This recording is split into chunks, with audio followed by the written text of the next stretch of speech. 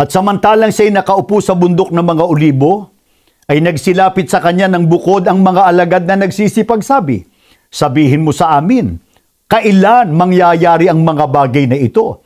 At ano ang magiging tanda ng iyong pagparito at ng katapusan ng sanglibutan?"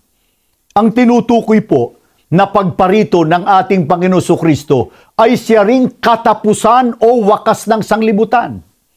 Sino po ba ang nangako ng ikalawang pagparito ng ating Panginoon Jesucristo? Siya mismo, na ito'y itinuro at sinampalatayanan po ng kanyang mga apostol at ng mga unang tapat na Kristiyano. Kaya hindi po isang bagong aral ang ikalawang pagparito ng ating Panginoong Jesucristo. Ang totoo, mga kaibigan, sa panahon pa po ng mga patriarka,